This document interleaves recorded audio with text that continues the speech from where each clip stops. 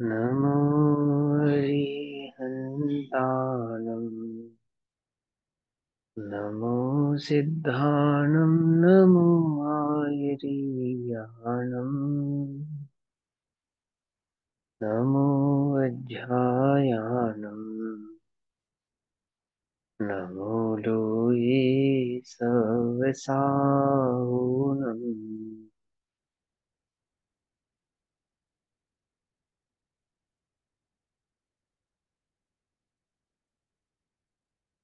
नमः समे साराय स्वानुभूत्या च कासते चित्स्वभावाय भावाय सर्वभावान्तरच्छिदे।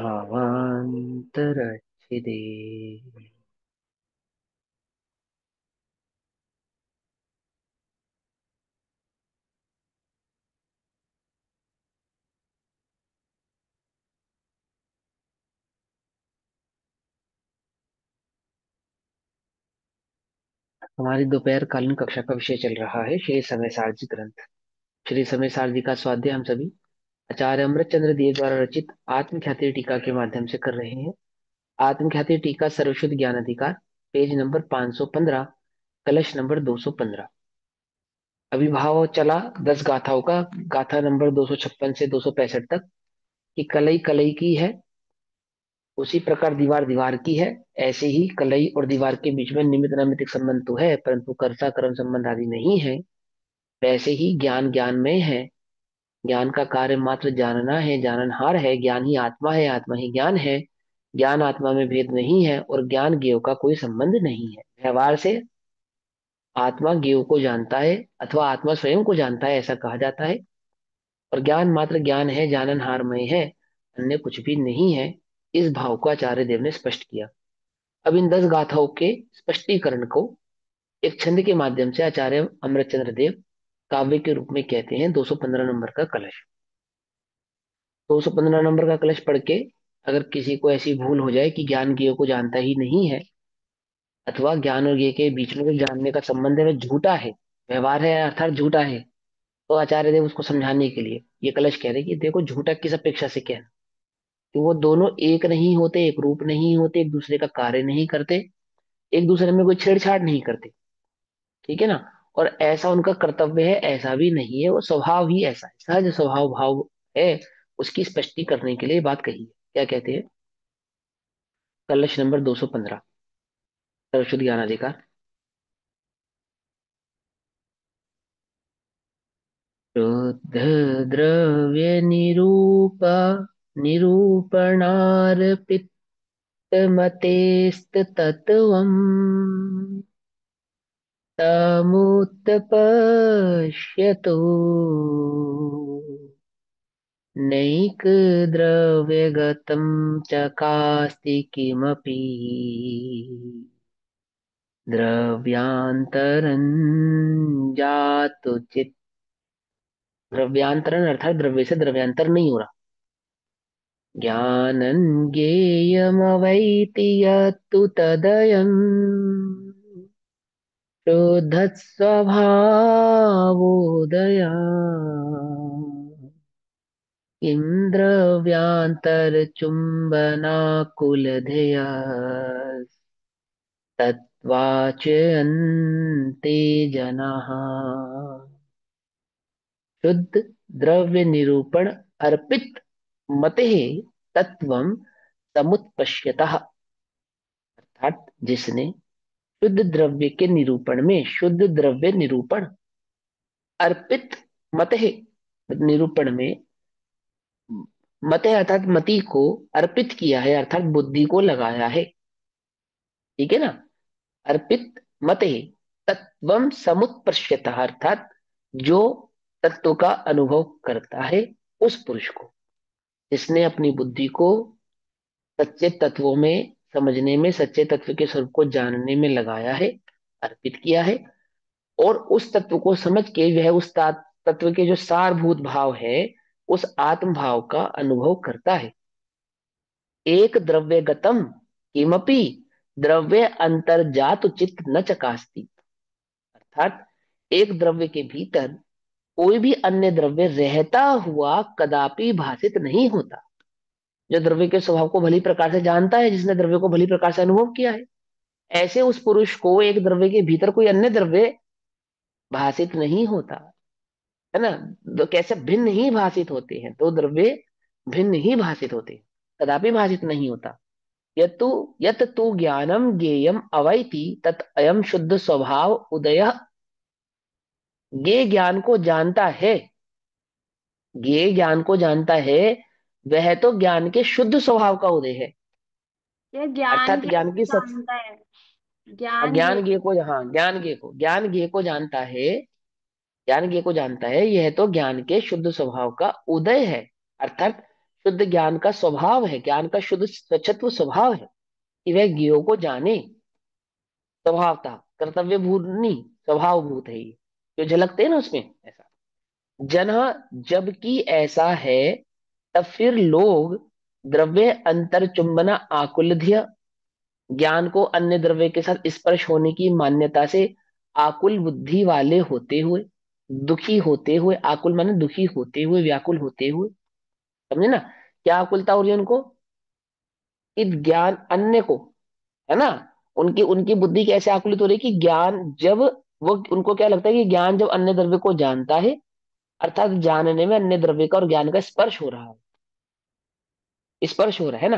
तो ज्ञान को अन्य द्रव्य के साथ स्पर्श होने की मान्यता से आकुल बुद्धि वाले होते हुए तत्वात तत्व से शुद्ध स्वरूपे किंचवंते क्यों च्युत होते हैं, तत्व से क्यों च्युत होते हैं। क्वेश्चन है ये, क्यों च्युत होते हैं, होना ही नहीं चाहिए, है ना। क्या कहते हैं, देखो, शुद्ध नय की दृष्टि से तत्व का स्वरूप विचार करने पर अन्य द्रव्य का अन्य द्रव्य में प्रवेश दिखाई नहीं देता, है ना। तत्व का स्वरूप भली प्रकार से समझने पर और तत्व के स्वरूप को समझने के बाद जो आत्मा अनुभव में आया, जो तत्व अनुभव में आया, उससे ये समझ में आया कि एक द्रव्य दूसरे द्रव्य में है, ऐसा वहां पे कुछ भी भाषित होता नहीं, ना अनुभव में भाषित होता है और ना ही उसके स्वरूप में ऐसा कहीं पर निरूपण है, दोनों प्रकार से।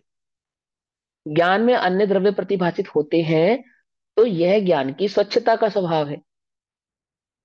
कहीं ज्ञान उन्हें स्पर्श नहीं करता अथवा वे ज्ञान को स्पर्श नहीं करते।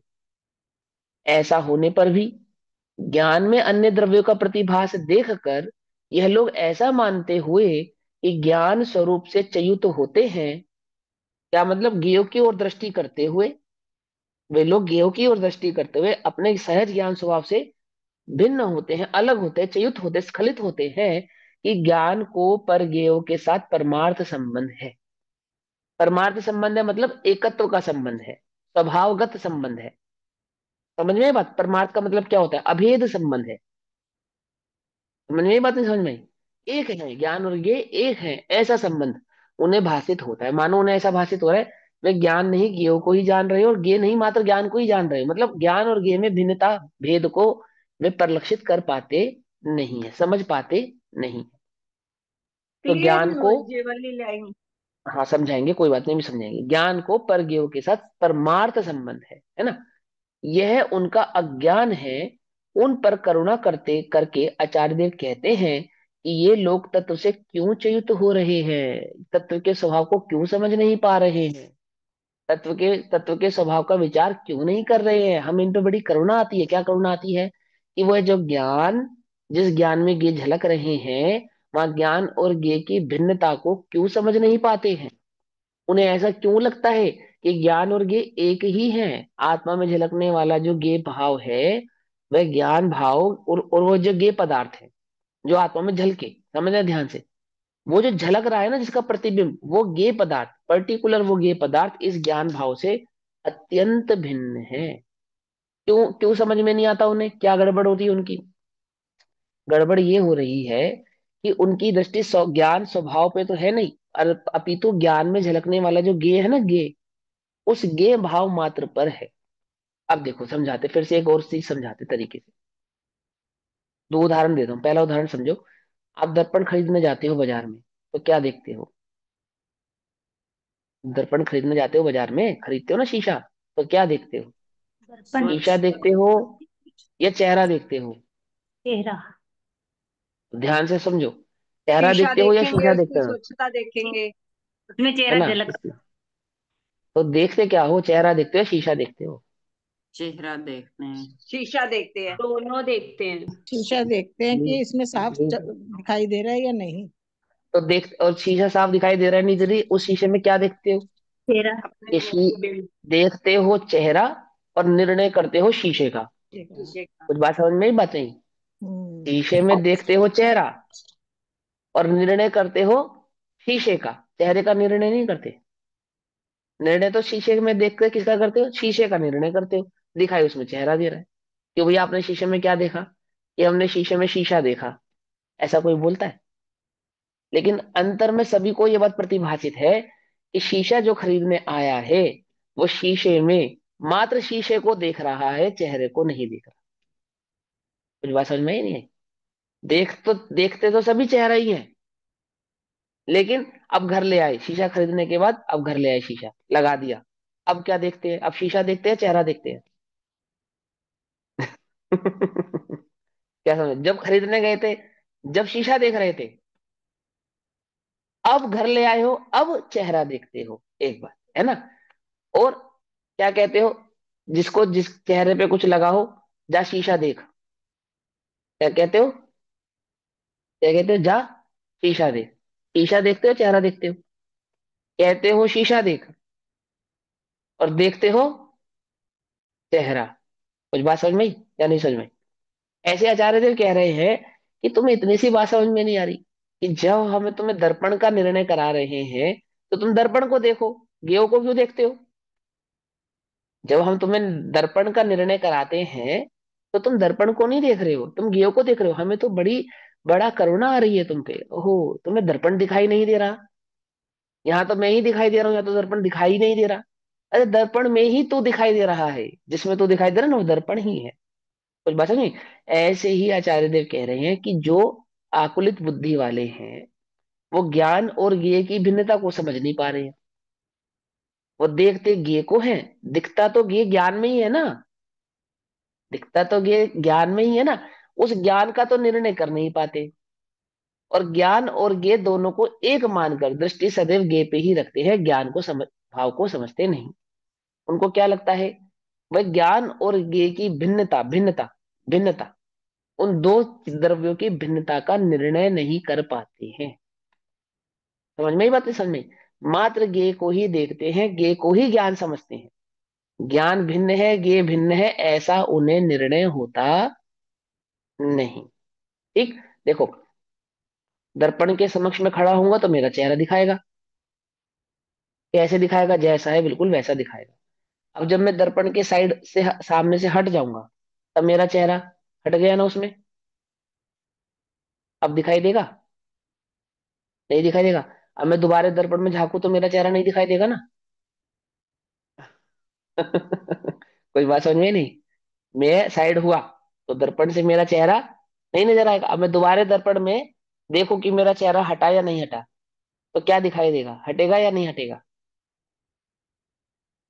कुछ बात समझ में आ रही नहीं कि भैया बड़ी कंफ्यूज हो रहा है? कर देखना, दर्पण से चेहरा हटा नहीं हटा, ये झांक झांक कर देखना दर्पण में। वो उसका स्वच्छत्व स्वभाव है। ये कहा ना, शुद्ध नहीं की दृष्टि से। क्या कहा? वो ज्ञान को ज्ञेय से कैसे भिन्न करोगे बताओ आप? ज्ञान को ज्ञेय से भिन्न करने का अर्थ ये नहीं है कि ज्ञान में ज्ञेय झलकेंगे ही नहीं। क्या कहा? अब ज्ञान में ज्ञेय दिख रहे नहीं दिख रहे कैसे पता चलेगा? ऐसा कभी होगा ही नहीं। दर्पण से तुम्हारा चेहरा, दर्पण में तुम्हारा चेहरा दिखाई दे रहा है या नहीं दिखाई दे रहा, जब भी तुम ये देखने की कोशिश करोगे, जब भी, तो तुम्हें दर्पण में तुम्हारा चेहरा दिखाई देगा या नहीं दिखाई देगा? दिखाई देगा। सीधी सी बात है। जब तुम दर्पण के समक्ष नहीं हो, नहीं हो, तब दर्पण में तुम्हारा चेहरा है या नहीं है? नहीं है। जरा झांक कर देखो।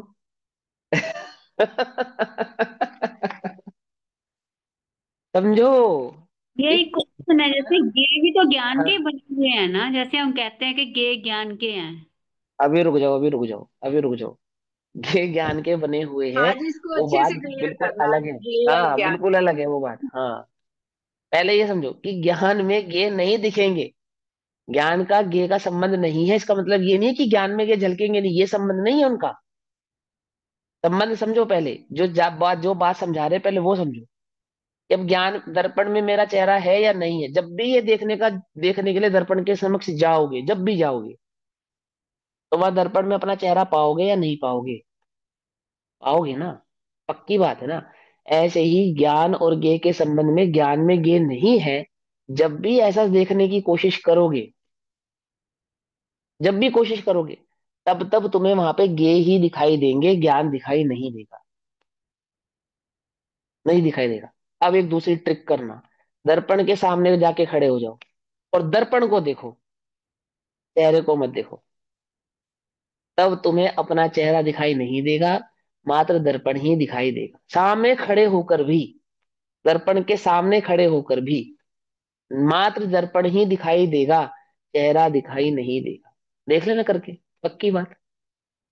जब जब दर्पण में गेर नहीं है ऐसा देखने की कोशिश करोगे तो सिवाय गेयों के और कुछ नजर नहीं आएगा। और जब जब दर्पण में दर्पण का निर्णय करोगे तो गे समक्ष खड़े होंगे, बिल्कुल साक्षात खड़े होंगे, तो भी गेयों का निर्णय ना हो, कि मात्र ज्ञान का ही निर्णय हो, अन्य कोई निर्णय नहीं हो। गे अभी गौन मैं हो गए, समझ वहां पे ज्ञान ही ज्ञान रह गया। हाँ। अब वहां पे गे गुण होने का मतलब, गे नहीं होने का मतलब ये नहीं कि गे वहां है ही नहीं, झलक रही ही नहीं है, दिखाई देते ही नहीं है। हाँ, तो उपयोग की ऊर्ध्वता से ये बात कही जाती है कि जब ज्ञान स्वभाव का निर्णय किया जाता है तो मात्र ज्ञान ही ज्ञान होता है, अन्य कुछ होता। ठीक। अभी मैं इस कलश के भावार्थ को या गाथा श्लोकार्थ को फिर से पढ़ता हूँ। ठीक। और फिर जो आपका जो दूसरा प्रश्न है कि ज्ञान में जो गे झलकते हैं वो ज्ञान के ही बने होते हैं, शक्कर का खिलौना शक्कर से ही बना होता है, अन्य कुछ नहीं होता है, उसका भाव क्या है वो मैं आपको यहाँ पे समझाऊंगा दूसरी बात में। पहले ये श्लोकार्थ समझो ध्यान से। शुद्ध द्रव्य निरूपण अर्पित मते तत्वम समुत्पश्यता। ये बात बड़े ध्यान से समझो, आचार्य क्या कहते हैं, जिसने शुद्ध द्रव्य के निरूपण में, निरूपण में मतलब उसके स्वरूप में, ठीक है ना, जो उसका स्वरूप आचार्य देव ने, अरिहंत भगवान ने, केवली भगवान ने हमारे समक्ष रखा है, निरूपित किया है, उस तत्व में बुद्धि को लगाया है। बुद्धि को लगाया है, अब इसमें बुद्धि लगानी पड़ेगी आपको।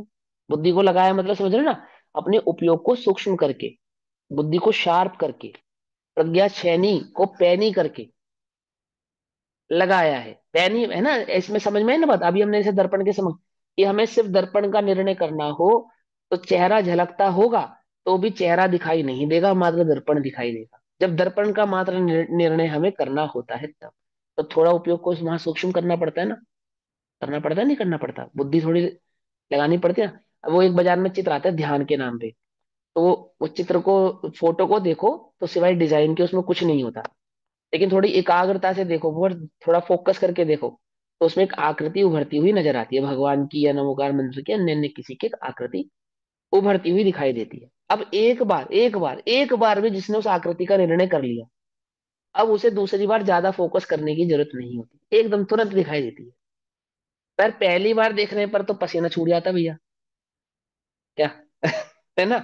ऐसे ही पहली बार निर्णय करने पर तो पसीना छूटता थोड़ा सा, पर एक बार निर्णय हो जाने के बाद फिर कठिन नहीं होती बात, क्योंकि वो भासते हैं। ज्ञान में ज्ञेय और ज्ञान की भिन्नता प्रतिभासित होती है, अनुभव में आती है। ये कह रहे आचार्य देव, क्या कहते हैं, निरूपण में बुद्धि को लगाया और जो तत्व का अनुभव करता है, तत्व का अनुभव करता है अर्थात जैसा वस्तु का स्वरूप है वैसे वस्तु के स्वरूप को अनुभव से जानता है, उस पुरुष को, उस आत्म द्रव्य को, आत्म तत्व को, आत्म द्रव्य को, अथवा उस पुरुष को एक द्रव्य के भीतर कोई भी अन्य द्रव्य रहता हुआ कदापि भाषित नहीं होता। एक द्रव्य के अंदर दूसरा द्रव्य प्रतिभाषित नहीं होता। अब इसको ज्ञान के संदर्भ में लगाए कि दर्पण में सिवाय दर्पण के अन्य कुछ भी प्रतिभाषित नहीं होता।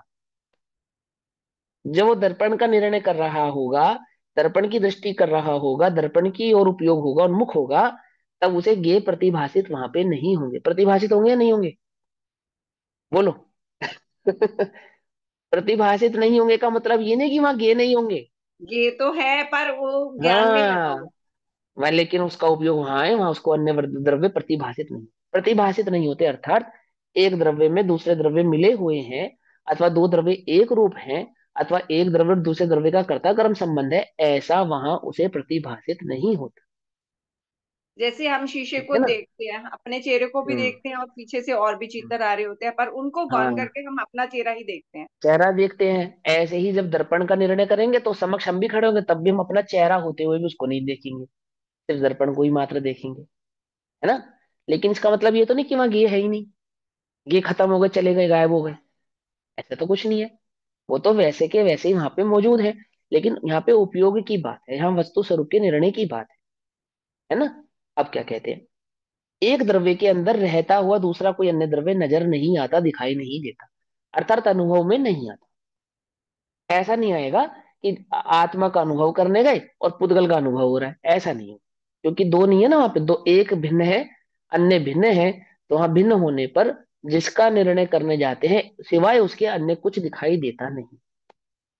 एक से तरफ का संबंध है दूध और पानी की तरह, इसका शरीर और आत्मा का, अथवा 8 कर्मों का, द्रव्य कर्म का, इस 9 कर्म का, और इस आत्मा का दूध और पानी के साथ मिला हुआ संबंध है। दूध में शक्कर मिली हुई है, जब दूध का अनुभव करने जाते हैं तो शक्कर का भी वेदन होता है नहीं होता। लेकिन आत्मा के अनुभव में ऐसा नहीं होता कि अनुभव करने गए तो आत्मा का और वेदन हो रहा है शरीर का। क्यों, दोनों मिले हुए हैं ना, दोनों का होगा ना। दूध में शक्कर मिलाई, अब दूध पिया तो कैसा लगेगा, शक्कर मिला हुआ दूध कैसा अनुभव में आएगा, ये मीठा अनुभव में आएगा। नमक मिला हुआ दूध कैसा अनुभव में आएगा, ये नमकीन अनुभव में आएगा। ऐसे देह, दूध और पानी की तरह मिले हुए 8 कर्म देह और आत्मा का जब हम अनुभव करने जाएंगे तो उस शुद्धोपयोग में 7वें अनुभव में पुद्गल का अनुभव भी आएगा ना। क्यों, जब दूध का अनुभव करने जाते हैं तो शक्कर का अनुभव आता है, ऐसे ही दूध और पानी के साथ मिले हुए उस आत्मा का अनुभव करने जाएंगे तो वहां देह का भी अनुभव होगा। नहीं होगा। कुछ बात समझ में आई या नहीं आई। ओहो, एक क्षेत्रफगाह होने पर भी, दूध और पानी की तरह मिले हुए होने पर भी, आत्म अनुभव जब करने जाते हैं, उस आत्मा की जब दृष्टि करते हैं तो सिवाय उस एक अन्य आत्मा के सिवा अन्य कुछ और वहां दिखाई देता नहीं, अनुभव में आता नहीं, होता ही नहीं। क्या समझ में आता है, एक द्रव्य में दूसरा द्रव्य प्रतिभाषित नहीं होता, परिलक्षित नहीं होता, है ना। क्या क्या आचार्य देव ने समझ में आ गई बात। बुद्धि को, उपयोग को जब उस तत्व के निर्णय में लगाया, उसका अनुभव किया, अनुभव करता हुआ उस पुरुष को, अनुभव करते हुए इस पुरुष को एक द्रव्य के भीतर कोई भी अन्य द्रव्य रहता हुआ कदापि भाषित नहीं होता, नहीं होता। समझ में आ गई बात, नहीं समझ में आ गई, है ना। यत तू ज्ञानम ज्ञेयम अवैति तत अयम शुद्ध स्वभाव उदय, अर्थात ज्ञान ज्ञेय को जानता है, उसका तो हम निषेध ही नहीं कर रहे, उसका तो हम निषेध ही नहीं कर रहे, उसका तो हम क्या कर रहे हैं, मंडन कर रहे हैं।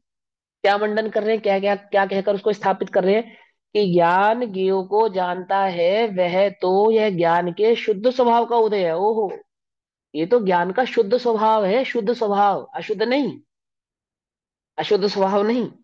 ज्ञान ज्ञेय को जाने, ये तो ज्ञान का स्वभाव है। अच्छा बोलो, द्रव्य स्वभाव को कभी छोड़ता है क्या, क्या द्रव्य अपने स्वभाव से कभी च्युत यानी कि अलग होता है क्या, द्रव्य अपने स्वभाव से स्खलित होता है क्या, कभी नहीं होता, कभी नहीं होता। ज्ञान ज्ञेय को नहीं जाने, ऐसा तो कभी हो ही नहीं सकता।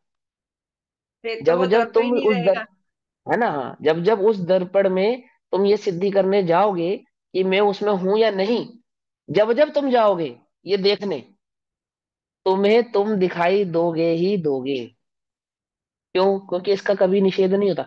और ये गजब की बात है कि जिस समय तुम मात्र दर्पण का निर्णय करने बैठोगे, उस समय तुम्हें तुम्हारा चेहरा दिखाई नहीं देगा, तो भी तुम्हारा चेहरा वहां पर परिलक्षित हो रहा होगा। क्यों, क्यों हो रहा होगा भैया, हम तो अपना चेहरा नहीं देख रहे। अरे स्वभाव है उसका भैया, स्वभाव है उसका। ज्ञान ज्ञेय को नहीं जाने, ऐसा ज्ञान का स्वभाव नहीं है। ज्ञान ज्ञेय को जाने, ऐसा ही उस ज्ञान का स्वभाव है, शुद्ध स्वभाव है, शुद्ध स्वभाव। शुद्ध समझते हो ना, कोई मिलावटी बात थोड़ी। लेकिन उस जानने को तुम जो एक मिला हुआ मानते हो, वो गड़बड़ हो रही है। अब वो गड़बड़ कैसे हो रही है, देखो कहते हैं ज्ञान ज्ञेय को जानता है, वह तो ज्ञान के शुद्ध स्वभाव का उदय है, शुद्ध, शुद्ध स्वभाव का उदय। जबकि ऐसा है तब फिर लोग, जब ऐसा है मतलब क्या है, स्वभाव है उसका, वो तो ये को जानता है।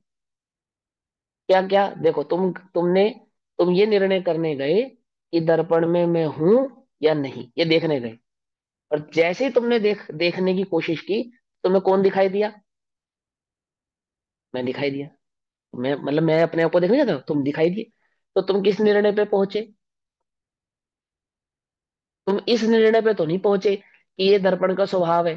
तुम इस निर्णय पे पहुंचे कि ओहो, मैं तो इस दर्पण में से कभी कहीं गया ही नहीं था। क्या? कुछ बात समझ में आई या नहीं? तुम उस दर्पण में से कभी गए या नहीं गए? बोलो। तुम उस दर्पण में से कभी कहीं गए थे या नहीं गए थे? नहीं गए तो थे। ये थोड़ी बुद्धि लगाओ, थोड़ी सी बुद्धि लगाओ। थोड़ी सी, ज्यादा नहीं। आचार्य देव भी कह रहे थोड़ी बुद्धि लगाओ बस, ज्यादा नहीं लगानी हम आपकी, है ना। मैं उस दर्पण में से कभी कहीं गया था या नहीं गया था, ये तो मैं निर्णय पे पहुंचा हूं कि मुझे ऐसा लगा वो इस दर्पण में से तो मैं कभी कहीं गया ही नहीं था। अरे मूर्ख, तू दर्पण में कभी था ही नहीं। समझ मेरी बात को। तू दर्पण में कभी था ही नहीं, और तू दर्पण में अब भी नहीं है। क्या? यदि तू उस दर्पण की ओर देखे तो तुझे तू दिखाई देगा नहीं, है ना।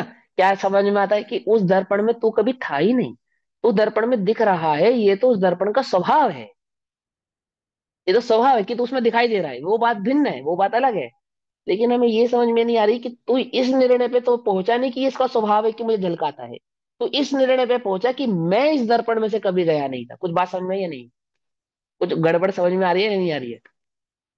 अरे तू उस दर्पण में से कभी गया ही नहीं था, ये कैसे बीच निर्णय पे में ये पहुंचा है दो तू? बातें नहीं चल रही, एक स्वभाव की अपेक्षा और एक पर की अपेक्षा। तो दो ही समझा रहे हैं स्वभाव ना की आपको, एक ही अपेक्षा तो। तो मैं कहीं गया ही नहीं, मैं अपने में ही हूँ। पर की अपेक्षा तो मेरे ज्ञान में सब कुछ ही झलकेगा ना। उसे मैं गे देखो रूप दीदी सुनो, देखता हूँ या हाँ हाँ ज्ञान कोई रूप। बात नहीं, सुनो सुनो सुनो सुनो, एक बात ध्यान से समझो। अभी जो आपने सुना हुआ यहाँ जमा कर रखा है ना, उसको कुछ देर के लिए मिटा दो। कुछ देर के लिए उसके पन्ने बंद कर दो।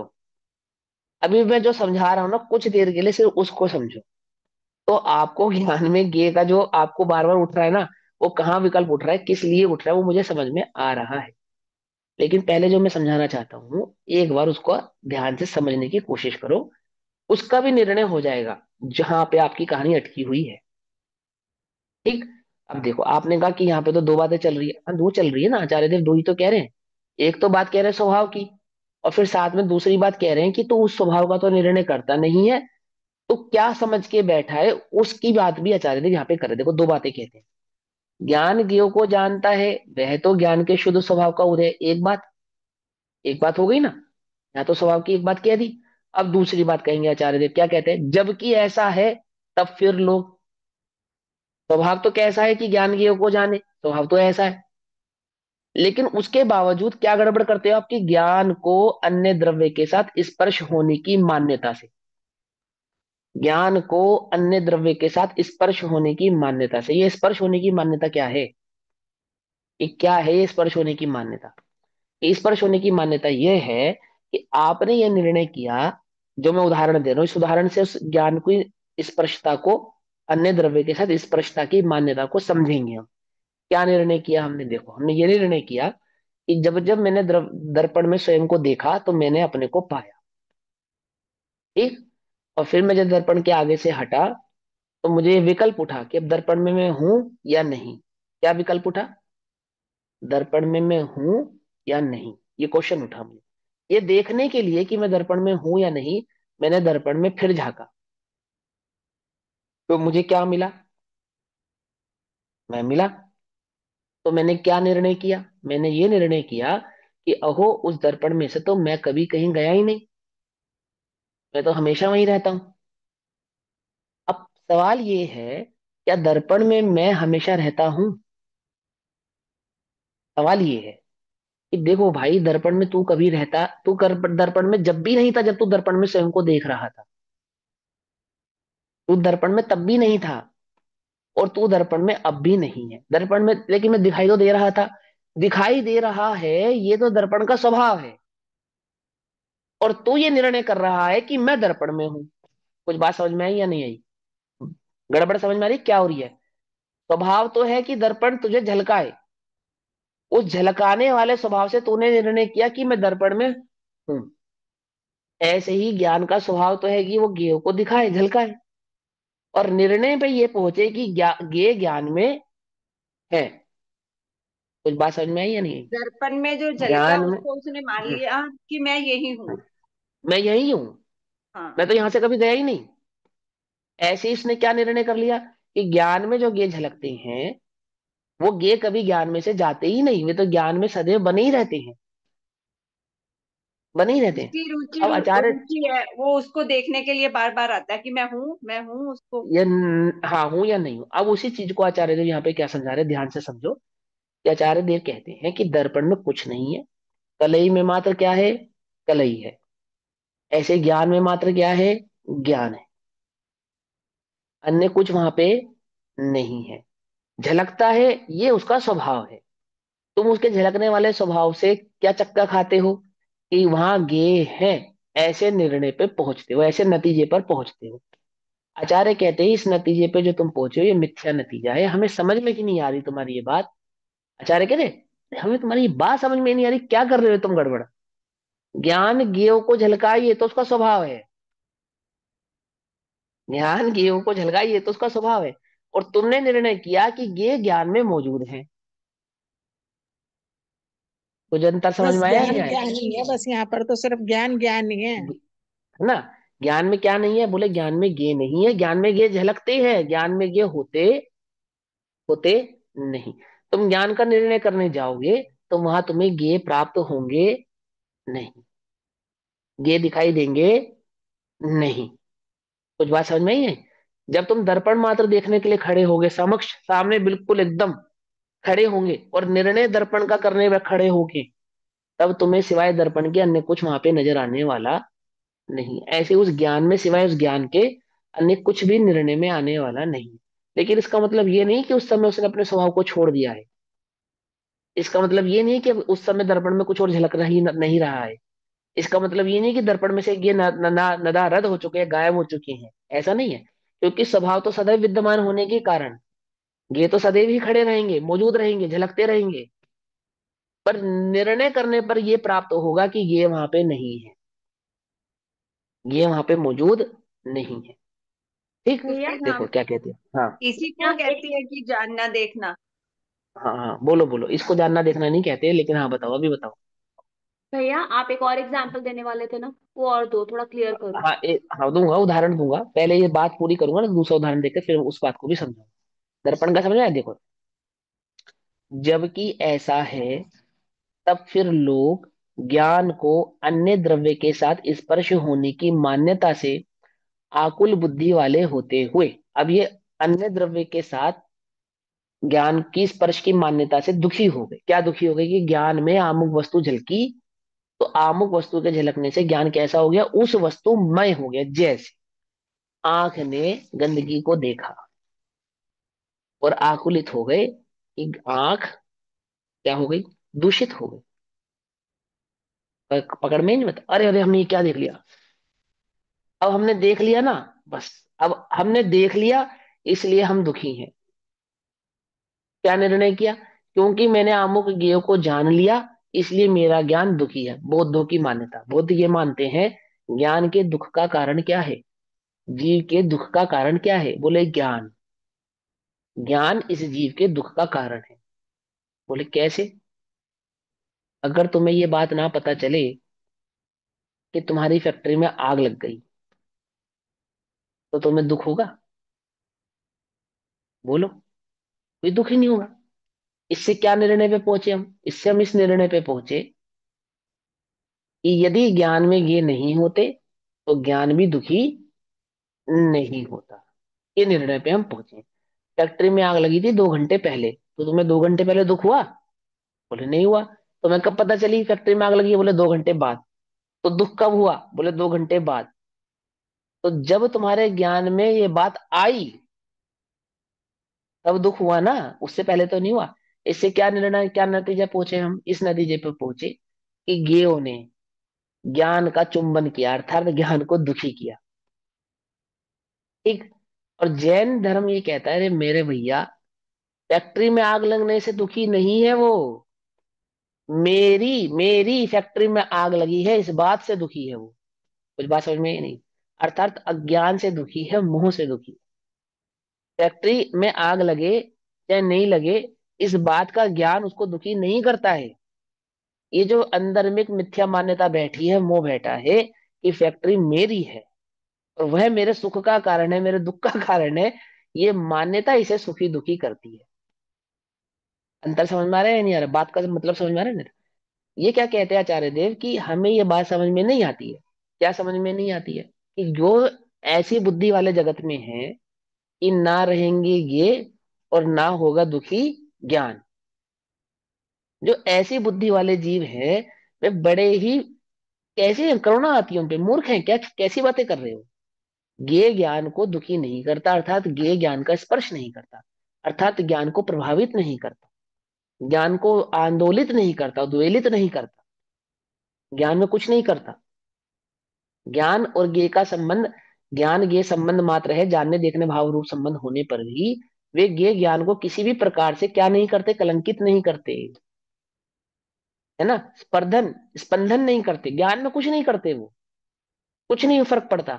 दर्पण के समक्ष रखा हुआ रसगुल्ला दर्पण को मीठा नहीं करता, दर्पण के समक्ष रखी हुई अग्नि दर्पण को गर्म नहीं करती, दर्पण के समक्ष रखी हुई बर्फ दर्पण को ठंडा नहीं करती। क्या समझ समझ में आया? कि वह उसका चुंबन नहीं करती, अर्थात उसमें किसी प्रकार से प्रवेश नहीं करती, उसमें उसको डिस्टर्ब नहीं करती है। उस रूप जो नहीं होती, ये भी कह सकते हैं। हाँ, जो डिस्टर्बेंस होती है वो तो मोह से होती है, अज्ञान से होती है। और अज्ञान क्या है? यही एक अज्ञान है कि ज्ञेयों से मैं दुखी होता हूँ, ये अज्ञान। अब तू किसका निर्णय करने चला? तूने ज्ञान किसको माना? कि ज्ञेयों का निषेध करने पर बोलो किसका निषेध होगा, बताओ, बोलो, ज्ञान ज्ञेयों का। का निषेध करने, हाँ। जब जब तू ज्ञेय का निषेध करेगा तब तक साक्षात ज्ञान का ही निषेध होगा। बोले ऐसा क्यों? देखो ना, ज्ञान ज्ञेय को जानता है, वह तो ज्ञान के शुद्ध स्वभाव का उदय है, शुद्ध स्वभाव का उदय है। जाने जाने, गेहूं को जाने, ये तो उसके शुद्ध स्वभाव का उदय है। और तू गेहूं का निषेध करेगा तो साक्षात ज्ञान का ही निषेध कर देगा। क्या कहा? बोलो भैया, केवल ज्ञान किसको कहेंगे? जो एक भी गेय को नहीं जानता उसको कहेंगे। गेय का निषेध करने जाएंगे तो केवल ज्ञान का निषेध हो जाएगा नहीं हो जाएगा? बोलो। एक भी जो गेय को नहीं जाने, एक भी गेय को नहीं जाने, उसको हम ज्ञान कहेंगे।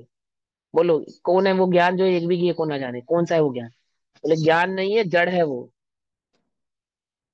ज्ञान नहीं है वो तो जड़ है जो एक भी गे को नहीं जानता। कुछ बात समझ में ही नहीं आई? समझ में ना? तो ज्ञान क्या है? ज्ञान तो ज्ञेय को जानता है, तो स्वभाव है उसका, स्वभाव है उसका। अब मुझे ये समझाओ कि मैं ज्ञेय को जानूं या नहीं जानूं। तो ज्ञेय को जानने जाता है, इसका हम निषेध करते हैं, ज्ञेय जानने में आते हैं, ये ज्ञान का स्वभाव है। क्या अब समझ में आई? तो ज्ञेय को जानने की कोशिश करता है, ज्ञेय जानने जाता है, ज्ञेय को जानना चाहता है, इसका हम निषेध करते हैं, इसको ज्ञेय लुब्धता कहते हैं। मैं आमुक ज्ञेय को जानूं, मैं आमुक वस्तु को जानूं, आमुक वस्तु के सुख दुख आदि जो भी उसके भाव है उनको जानूं, स्पर्श रस गंध वर्ण आदि सबको जानूं, इसको तो हम कहते हैं ज्ञेय लुब्धता। पकड़ में ही बात नहीं? पकड़ में ही। और सहज ज्ञान की दृष्टि रखो, इसको कहते हैं हम ज्ञान में एकत्व भाव। वो जबरदस्ती झलकने का जानना निषेध जो नहीं। होता है उसको गेलुप्तता हाँ, कहते हैं। ले लुब्धता कहते हैं। ज्ञान में जानने का निषेध नहीं कर रही है, ज्ञान में झलकने वाले ज्ञेयों की जो तुझे दृष्टि होती है बार बार बार बार बार बार, उसका हम निषेध करते हैं। तू बार बार गेव का निषेध लेकर बैठ जाता है, तुझे लगता है गेय मेरे दुख के कारण है। ठीक। आप क्या कहते हैं आचार्य देव? कि ज्ञान को अन्य द्रव्य के साथ स्पर्श होने की मान्यता से, अन्य द्रव्य के साथ स्पर्श होने की मान्यता से, अर्थात वो चंद्रमा जो तालाब में झलक रहा है वो तालाब में नहीं है ना। एक एक कहानी सुनाई थी मैंने आपको एक बार, कि एक बार एक राजा अपनी सेना के साथ एक जंगल में गया, तो उसने तालाब में एक चमकती हुई मणि देखी, तालाब के भीतर चमकती हुई मणि देखी। तो उसकी पूरी सेना उसने कुदा दी कि किसी भी प्रकार से ये मणि ले आओ। उसे प्राप्त नहीं हुई। वो स्वयं भी कूद गया, उसे वो मणि प्राप्त नहीं हुई। दुख, थक हार के दुखी होके अपने राज्य में आ गया। कुछ समय बीता। और हम्म। कहानी ऐसी थी कि जो उसका एक अच्छा मंत्री था, सुबुद्धि नामक मंत्री, उसको तो उसने भगा दिया था, और कुबुद्धि नामक मंत्री को अपना मंत्री बना रखा था। जब सुबुद्धि मंत्री से फिर से मैत्री हुई, तो उसने उस घटना का जिक्र किया उसके समक्ष कि ऐसा ऐसा हम गए और वहां पे ऐसा ऐसा हुआ, और हमें वो मणि प्राप्त नहीं, मेरे अभाग्य के उदय से मुझे वो प्राप्त नहीं। बोले महाराज, मणि तालाब में थी ही नहीं। क्या कहा? क्या कहा? मणि तालाब में थी ही नहीं। क्या कह रहे आचार्य देव? ज्ञान गेव का चुंबन करता ही नहीं है ही नहीं। ये कैसी बात कर रहे हो, हमें दिख रही थी। बोले मणि पेड़ पर थी, दिख तालाब में रही थी। क्या? कुछ बात समझ में नहीं आई? मणि, मणि थी पेड़ पर, दिख रही थी तालाब में, और तुम पेड़ की ओर तो दृष्टि कर नहीं रहे थे, बार बार तालाब में कूद रहे थे। ऐसे ही ज्ञान में ये झलक रहे हैं। तुम ज्ञान की दृष्टि तो कर नहीं रहे हो, उन गेयों से बार बार आकुलित हो रहे हो, उन गेयों से बार बार दुखी हो रहे हो, उन गेयों से बार बार परेशान हो रहे हो, जबकि गे ज्ञान में है ही नहीं, जैसे मणि तालाब में है ही नहीं। है ही नहीं। तालाब में क्या था फिर? बोले तालाब में कुछ नहीं था, तालाब में बस पानी था। और पानी का स्वभाव है क्या? स्वच्छत्व स्वभाव है कि वो उसके समक्ष पदार्थों को झलकाता है, प्रतिबिंबित करता है। ये उसका स्वभाव है। अब तुमने पानी के स्वभाव को तो कर दिया गौण, उसकी तो बुद्धि लगाई नहीं कि जल का स्वभाव है झलकाए, और जल के भीतर ही बार बार जाकर उसको ढूंढने की चेष्टा करने लगे। ऐसे ही तुमने ज्ञान के स्वच्छता स्वभाव को तो कर दिया गौण, उसकी तो दृष्टि की नहीं। क्या कहा था बात शुरू करने से पहले? जिसने शुद्ध द्रव्य के निरूपण में बुद्धि को लगाया है, वो बुद्धि तो तुमने लगाई नहीं। क्या बुद्धि नहीं लगाई? कि ज्ञान का स्वभाव है कि वह जीव को झलकाता है, और उस ज्ञान में बार बार डुबकी जो मारी, उन गेयों को पकड़ने के लिए ही मारी। और हाथ क्या आया? बोले कुछ भी नहीं आया, था ही नहीं वहां पे कुछ। हाथ तो जब आता जब कुछ होता वहां पे। तुमने अपने उस तालाब की सफाई कराई, क्या मिला? बोले मणि नहीं मिली। दिखाई तो दी पर मिली नहीं। ऐसे इस ज्ञान की सफाई करते हो तुम। कैसे सफाई करते बोलो? घी हटाते हो ना सारे, ज्ञान में से घी को हटाते हो ना, सफाई के नाम पे। बोले है ही नहीं, हटाओगे कैसे? कोई बात समझ में या नहीं? क्या हटाओगे वहां पे? मेरा सिवाय पानी के क्वेश्चन कुछ नहीं है। मेरा क्वेश्चन सिवाय, क्लियर हो गई।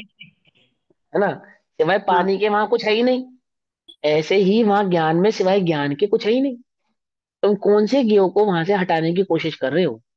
तुम ज्ञान की अगर ज्ञान के स्वभाव को जानते, तालाब में मौजूद उस पानी के तुम स्वच्छत्व स्वभाव को पहचानते, तो तुम ऐसी बचकाना हरकत करते ही नहीं, बाल बुद्धि ऐसा कार्य करते ही नहीं। तुम तो पूरी सेना कुदाने की आवश्यकता ही नहीं थी तालाब में।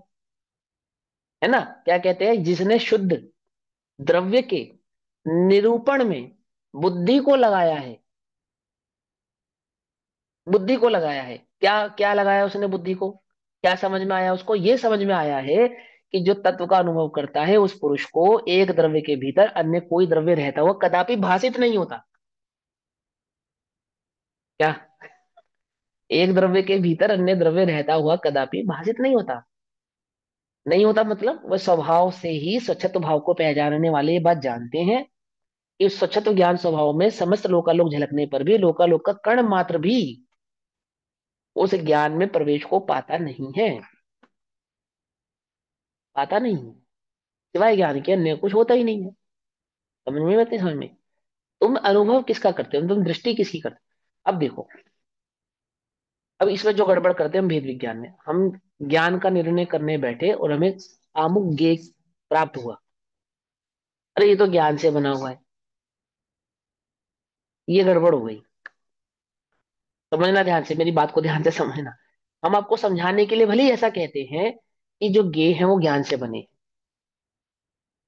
ऐसा कहते हैं ना, ज्ञान गे ज्ञान से बने हैं, इसका इसके लिए हमने ये कहा था कि सहज ज्ञान भाव का निर्णय करना, सहज ज्ञान का ही निर्णय करना। तुमने दर्पण में स्वयं को देखा और क्या निर्णय किया? ये तो दर्पण है। वो दर्पण है या नहीं है? बोलो। तुम कह रहे हो देख स्वयं को रहे हो, और कह उसे दर्पण रहे हो, तुम देख किसको रहे हो ये बताओ। देख किसको रहे हो? ये जो मैं दिख रहा हूं ना, ऐसा भी कह रहे हो, और ये दर्पण है ऐसा भी कह रहे हो। बोले अभी तुमने दर्पण को देखा ही नहीं, क्योंकि जिस समय तुम दर्पण को देखोगे, जिस समय तुम्हारे को दर्पण का निर्णय होगा, उस समय ये ऐसा भेद ही वहां पे खड़ा नहीं होगा। होगा ही नहीं, क्योंकि वहां होता ही नहीं। ये वहां पे होता ही नहीं। ये होता है, ये तो दर्पण का स्वभाव है, लेकिन जब तुम दर्पण का निर्णय कर रहे हो, उस समय ज्ञेय की दृष्टि होगी ही नहीं। ये वहां पे तुम्हारे ज्ञान का विषय बनेंगे ही नहीं। अब टोटल का टोटल विषय तो बनाया है ज्ञेय को, और सबको नाम दे दिया तुमने ज्ञेय, ओ सॉरी, ज्ञान। देख तो सब टोटल क्या रहे हो? पहाड़ की वंदना करी तुमने, मंदिर की वंदना करी, दर्शन करे, या पाप पुण्य आदि के आधार से जितने भी प्रकार के शुभाशुभ भाव तुमको उत्पन्न होने थे, वहीं पे लगे हुए हैं। और इस बात से तसल्ली किए बैठे हो ये तो सब ज्ञान है, तो सब ज्ञान है, तो सब ज्ञान। ज्ञान का निर्णय नहीं कर रहे हो तब भी तुम। टोटल का टोटल ज्ञेयों को देखते हुए, ज्ञेयों की दृष्टि करते हुए, ज्ञेय लुब्ध होते हुए, और टोटल कंक्लूजन क्या देते हो, उसका नाम ये तो ज्ञान है, तो ज्ञान है, तो ज्ञान। अरे जो जो ज्ञेयों की दृष्टि है वो ज्ञान नहीं है। क्योंकि जब ज्ञान की दृष्टि होती है, जब ज्ञान भाव की दृष्टि होती है, ज्ञान में उपयोग स्थिर होता है, तो वहां ज्ञेय गौण हो जाते हैं। वहां ज्ञेय, ज्ञान में ज्ञेय भाव झलकते नहीं है, उसको कहते हैं निर्विकल्प स्वसंवेदन। उसको कहते हैं निर्विकल्प स्वसंवेदन। तुम ज्ञेयों को ही, सविकल्प भाव को ही निर्विकल्प स्वसंवेदन बनाना चाहते हो। बात समझना ध्यान से। पंडित टोडरमल जी ने क्या समझाया, कि जब उस ज्ञान भाव का निर्णय करोगे, वहां कैसा ज्ञेय परिलक्षित नहीं होगा? पांच इंद्रिय के विषयों में जानने में जो आवे, यानी कि मन इंद्रिय है ना, मन इंद्री, इस मन इंद्री के जानने में भी जो आता है, वह भी उस अनुभव में आता नहीं है। कुछ बात समझ में आई या नहीं आई? समझ में आई? उसको कहते हैं निर्विकल्प स्वसंवेदन।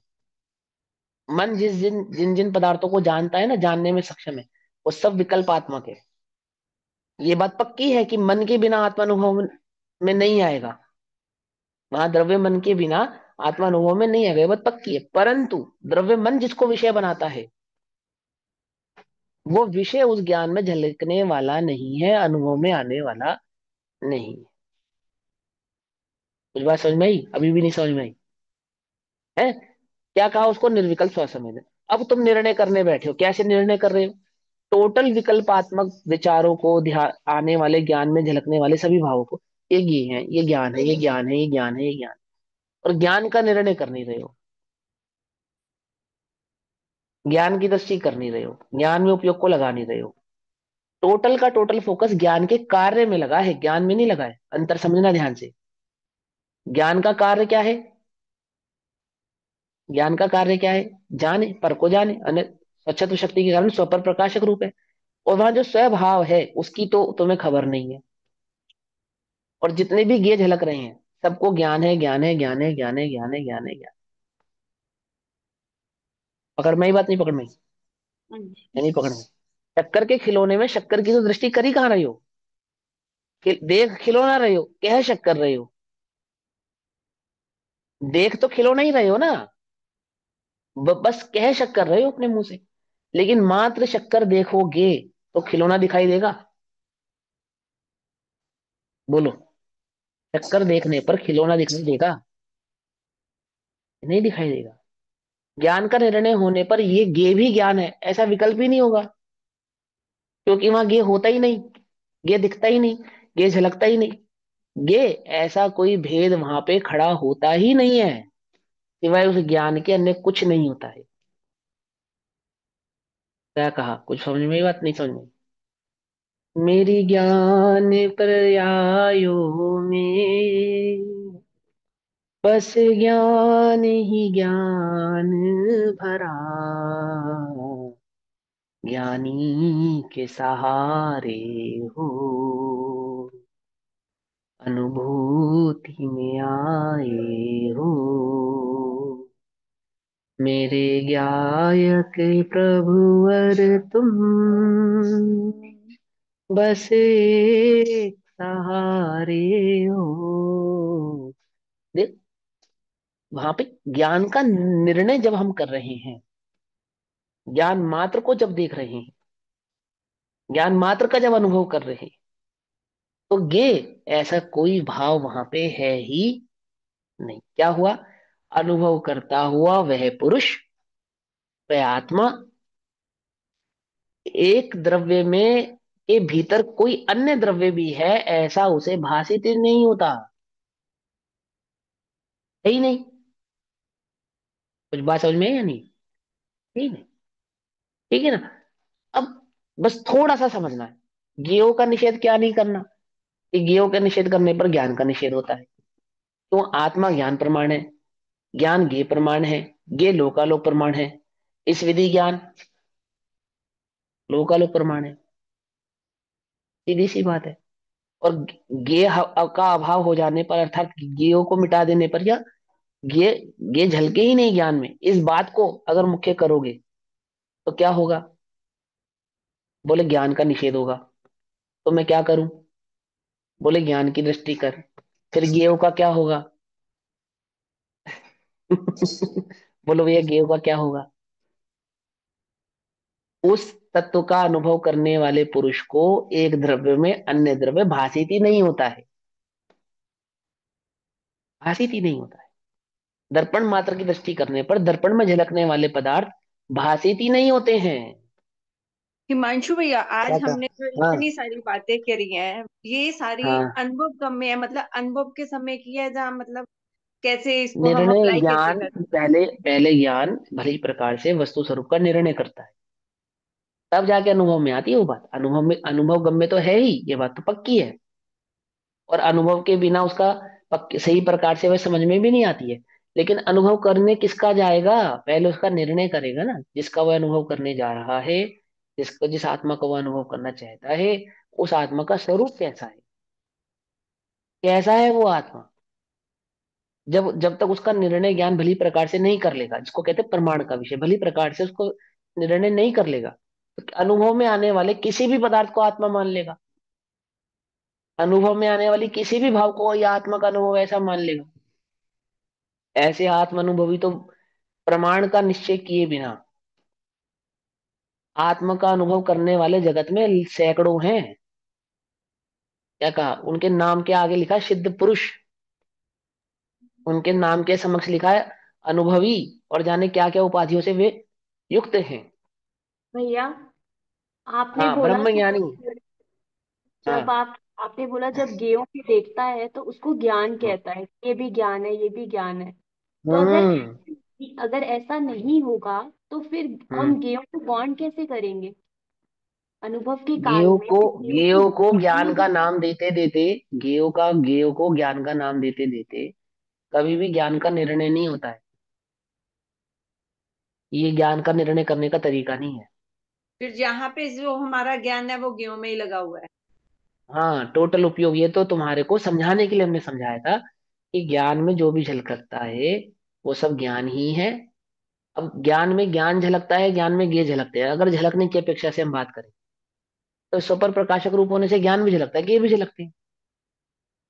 ऐसा तो नहीं ना ज्ञान में सिर्फ ज्ञान ही झलकता है, ज्ञेय झलकते ही नहीं, ऐसा तो नहीं है ना। अब तुम देख तो ज्ञेय को रहे हो, क्या है उसे ज्ञान रहे हो, वहां पे ज्ञान भी झलक रहा है, उस ज्ञान को देखो ना। उस ज्ञान में ज्ञेय के सिवा ज्ञान भी तो झलक रहा है ना, उस ज्ञान को देखो ना। तो उस जो गेय है उस वो भी तो तालाब, ज्ञान के ही बने हुए हैं। उस तालाब में पड़ी हुई अंगूठी या वो मणि पानी है, अंगूठी नहीं है। अब देख तो रहे हो अंगूठी को, और कह रहे हो भैया वो तो पानी है, वो तो पानी है। पानी है तो पानी को देखो ना, अंगूठी को क्यों देख रहे हो? अगर पानी है तो पानी को देखो ना, मणि को क्यों देख रहे हो? पर्टिकुलर उस मणि को देख कर ही क्यों कहते हो ये पानी है? क्या कहा? जब पानी की दृष्टि करोगे तो पर्टिकुलर वो मणि ऐसे दिखाई देगी? बोलो। देखते हो मणि को, कहते हो पानी है तो पानी, कह तो सही रहे हो, गलत नहीं कह रहे हो। पर देख किसको रहे हो तुम? पानी को देख रहे हो या मणि को देख रहे हो? गेहूं को ही देख रहे हैं। कुछ ये बात ना समझ में आई भैया नहीं? क्लियर नहीं हो पा रहा है। हमने पहले ही पढ़ा हाँ था कि ये जो है वो भी तो ज्ञान के ही बने हुए हैं, तो वो भी अरे ज्ञान भैया, ही है। अगर गेहूं गे के ज्ञान के सुनो सुनो, ज्ञान जो गे जो है वो ज्ञान के बने हुए हैं, ठीक है, बिल्कुल ठीक बात है। करेक्ट है, ज्ञान में उभर बनने वाले जो गे हैं वो ज्ञान के बने हैं। तो ये इससे किस नतीजे पे पहुंचे? इससे किसका निर्णय करने, किस पे पहुंचे हो आप, किस निर्णय पे ज्ञान पहुंचे हो? गेय ज्ञान को को देखूं या ज्ञान को देखूं? ज्ञान को वो ही तो देखना है, ज्ञान का ही अब निर्णय जब हो रहा है। अब ज्ञान जब का निर्णय हो रहा है ना, अब तुमने ज्ञान को देखना शुरू किया, अब ये गेयो का क्या होगा? गे तो अपने गौन हो जाएंगे अगर ज्ञान का निर्णय करेंगे खत्म तो। बात। तो तो तुम, जब मैं यही तो समझा रहा हूँ कि तुम अगर ज्ञान का निर्णय करते हो, वहां पे ज्ञान, ये ज्ञान के हैं ऐसा समझने पर क्या निर्णय पे आए थे कि ये ज्ञान, ज्ञान के बने हुए होने से ज्ञान का निर्णय करना था। अब गड़बड़ नहीं, क्या हो गई कि हमने ये सीखा है कि ये ज्ञान के बने हैं, ज्ञान का निर्णय नहीं किया है। बिल्कुल सही बात। पहले हम जिन्हें गेयो को गेयो के रूप में जानते थे, अब उन्हीं गेयो, देख अभी भी उन्हीं गेयो को ही रहे हैं, दृष्टि अभी ज्ञान भी उन्हीं गेयो की है, लेकिन हमने उनका नाम बदल दिया। क्या नाम बदल दिया? तो ज्ञान, तो ज्ञान की, ज्ञान। ये तो ज्ञान की। लेकिन ज्ञान को तब भी नहीं देख रहे, ज्ञान को जब गेयो की दृष्टि थी तब भी नहीं देख रहे थे। अब गेयो को ज्ञान का नाम दे दिया, अब भी ज्ञान को नहीं देख रहे हैं। देख तो ज्ञान को किसी भी सूरत में नहीं रहे हम। क्या तो फिर कहा? अब हो गया ना, अगर गे की तरफ जाएंगे तो अज्ञान हो गया हमारा। हाँ वो तो है ही, ज्ञान वो तो में है ही, ज्ञान पूरा का पूरा है। तो ज्ञान हो जाएगा। देखो, आपने एक अंतिम उदाहरण से समझाते हैं, कोई बात नहीं, समझ में आएगा, कोई भी मुश्किल नहीं है, कुछ भी मुश्किल नहीं है, लेकिन ये बात समझ में आ जाएगी तो फिर क्या है, अनुभव में बात है, अनुभव प्रकट ही होगी। देखो, एक खिलौना बना था, हाथी के रूप में बना, शक्कर का हाथी के रूप में खिलौना बनाया, ठीक है ना? अब ज्ञान को भली प्रकार से पता है, अच्छे से पता है कि वो आकृति जो वह हाथी है, हमें पहले से निर्णय ये हाथी है। तो किसी ने, आमुक ने आके कहा ये हाथी नहीं शक्कर है, तो उसने हाथी को कहा ये शक्कर है, ऐसा कहा। तो किस बिहाफ पे कहा कि वो शक्कर का बना था? इस बिहाफ पे कहा, इस बिहाफ पे कहा कि वो शक्कर का बना था। अब उस हाथी को हम जब हाथी की नजर से देख रहे थे, तब तो वो हाथी दिख ही रहा था। अब हम उसको, हाथी को अभी भी हाथी की नजर से देख रहे हैं। बस फर्क इतना है कि पहले हम उस हाथी को हाथी की नजर से देखकर कहते थे ये हाथी है, अब उसी हाथी को हाथी की नजर से देखते हुए कहते हैं ये शक्कर है। ध्यान से समझना, नजरिया नहीं बदला, नजरिया अभी भी नहीं बदला है। ये दृष्टि जो बात गेयो ऐसे पे रिपीट पहले थी, करना एक बार यही। दृष्टि जो गेयो पर पहले थी, दृष्टि वो गेयो पर अब भी ही है। अब इसको दूसरी तरीके से समझेंगे। उस हाथी को, यानी उस शक्कर के बने हुए हाथी को जब हम हाथी पने को ही देख रहे थे, तब हमें लगता था वो मिट्टी का बना हुआ है। मिट्टी के बने हुए हाथी को हम मिट्टी कह रहे थे या हाथी कह रहे थे? आचार्य देव ने क्या कहा, उदाहरण क्या दिया कि मिट्टी के घड़े को अंदर बाहर व्यापे व्यापक आदि प्रकार से सब जगह से देखने पर सिवाय मिट्टी के अन्य कुछ नहीं। हम्म। तो अब मैं उसे मिट्टी कहूं या घड़ा कहूं? मिट्टी कहोगे, विचार करो। क्योंकि अंदर बाहर मिट्टी ही मिट्टी है तो मिट्टी है। जब जब द्रव्य का स्वभाव का निर्णय करने जाऊंगा और जब ये मिट्टी है ऐसे निर्णय पे पहुंचूंगा, तो घड़े का क्या होगा? ये बताओ, उस समय दृष्टि में घड़े का क्या होगा? होगा घड़ा या कौन नहीं होगा? कौन हो जाएगा? होगा बस घड़ा तो रहेगा ही नहीं ना, खत्म। घड़े घड़ा है ऐसा तो परिणाम ही खत्म, बस मिट्टी। और मिट्टी है ऐसा निर्णय करने के बाद मैं उसमें पानी भरूं, अमुक करूं, ये सारे विकल्प रहेंगे? नहीं रहेंगे। ये सारे विकल्प रहेंगे, इन सारे विकल्पों का क्या होगा? छूमंतर हो जाएंगे या नहीं हो जाएंगे? इस उपयोग को यहाँ स्थिर करने पर कि ये मिट्टी मात्र है, अब मैं इसमें पानी भरूं, इसमें पानी भर के रखूं, इसमें पानी भर के रखने पर ठंडा पानी प्राप्त होगा, आदि आदि आदि, इन सारे विकल्पों का क्या होने वाला है? क्या होंगे? ये सारे विकल्प ऑटोमेटिकली क्या हो जाएंगे? डिनाई हो जाएंगे, अपने आप खत्म हो जाएंगे, क्योंकि कौन वहां सा? ज्ञान ने क्या निर्णय किया है? तो मिट्टी है।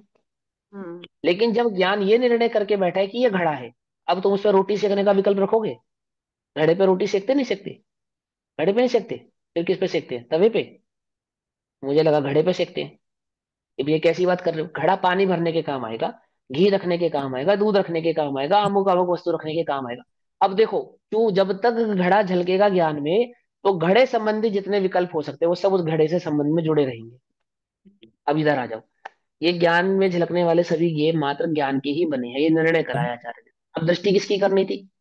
ज्ञान भाव ज्ञान। मात्र की दृष्टि करनी थी, उसकी तो की नहीं। अब हम उन गेयों को ही देखते हुए ये ज्ञान है, ये ज्ञान है, ये ज्ञान है, ये ज्ञान है कर रहे हैं, लेकिन उलझे हुए गेयों में ही है। हम्म। जितने भी विकल्प खड़े हो रहे हैं, जितने भी भाव खड़े हो रहे हैं, जितना भी ज्ञानात्मक विषय चल रहा है, उन गेयों को दृष्टि में रखकर ही चल रहा है सारा का सारा। बस फर्क इतना है कि वे गे जिनको हम पहले सुख दुख का कारण कह रहे थे, समझना ध्यान से, उन्हीं ज्ञों को अब हम ज्ञान क्या ऐसा कह रहे हैं। भाषित उनके प्रति हमें अभी भी वैसा ही होता है जैसा पहले हो रहा था।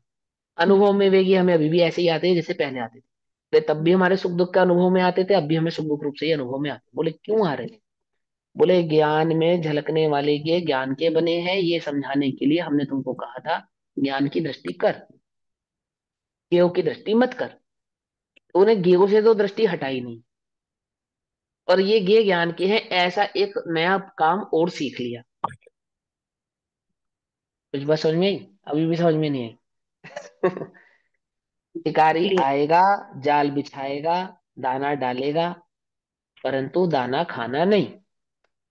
ये एक साधु ने उन तोतों को सिखाया, और सभी तोतों ने सारे जीवन सीख लिया, बहुत बढ़िया तरीके से सीख लिया। शिकारी आएगा, दाना डालेगा, जाल बिछाएगा, और दाना खाना नहीं। ये बोलते बोलते हुए तोते, शिकारी आया, तोते कह रहे शिकारी आएगा।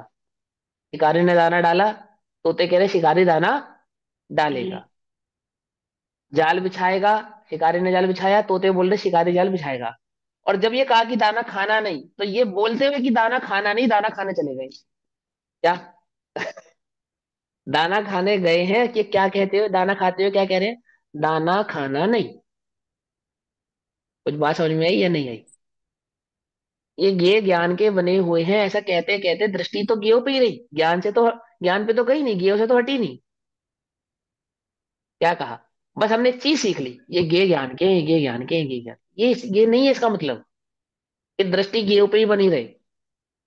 वहां ज्ञान स्वभाव का निर्णय करे, ज्ञेयों से अपने उपयोग को हटाए, अपने उपयोग को ज्ञान स्वभाव पे लेकर आए।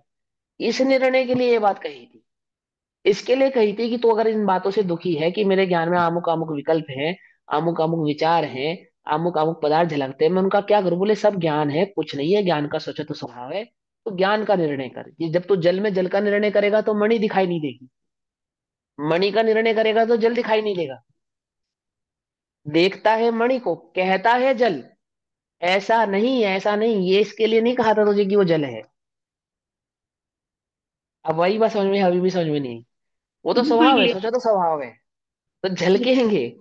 लेकिन झलक, जो झलक रहा है उसको देखना है, या जो झलका रहा है उसको देखना है? झिलका रहा है। हम जो झलक रहा है उसी को देख रहे हैं, और उसी को कह रहे हैं ज्ञान है, ये ज्ञान है, ये ज्ञान है। भैया बिल्कुल, मेरा तो यही हाल था, मेरा तो बहुत क्लियर हो गया ये वाला। बस समझ में नहीं आई? बिल्कुल या आ अभी गया। भी समझ में नहीं? कोई बात नहीं, अभी और समझेंगे, और निर्णय करेंगे, और चिंतन करेंगे। तब तक के लिए सभी को जय जिनेन्द्र। ओम नमः सिद्धेभ्य। निज निधि निधि में बताई यह अनंत उपकार है, उसके लिए जिनवाणी माँ को वंदना।